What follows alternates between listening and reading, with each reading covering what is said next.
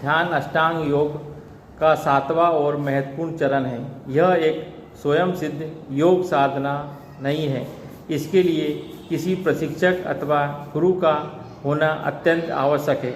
जब व्यक्ति मन को ध्येय पर स्थिर कर लेता है तो उसे ध्यान कहते हैं। यह समाधि के पूर्व की अवस्था है। ध्यान मन के पूर्ण स्थिरीकरण की प्रक्रिया है और ध्यान अवस्था में एकाग्रता की धारणा निर्विघ्न होती है। धारणा का परिपक्व, नियंत्रित और संतुलित रूप ही विचार से अपना संबंध तोड़ लेता है। दूसरे शब्द में मन की अनुपस्थिति का नाम ध्यान है।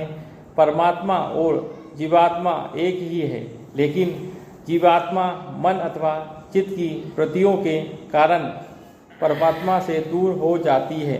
ध्यान के माध्यम से मन को त्याग दिया जाता है। आत्मा और परमात्मा के बीच की मन की रूपी बाधा को ध्यान द्वारा दूर कर परमात्मा से मिलन का प्रयास किया जाता है, अर्थात स्वयं को परमात्मा तक पहुँचाने का सोपान माना गया है। ध्यान हमारी क्षमताओं, विशेषताओं और शक्तियों तथा सकारात्मक ऊर्जा में वृद्धि करता है।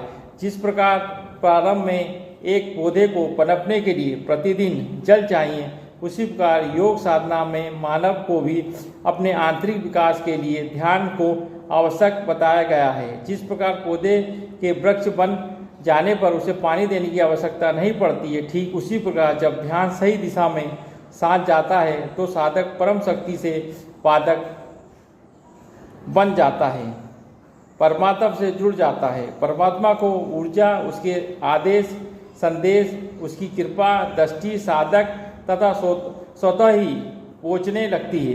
वह सदा प्रसन्न, संतुष्ट और आनंदित रहता है।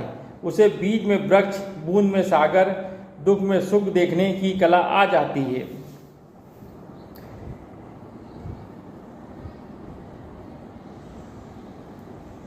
योग तत्व निषद में इष्ट पर ध्यान करने को सगुण ध्यान कहा गया है, जिसके द्वारा सिद्धियां मात्र की प्राप्ति होती है।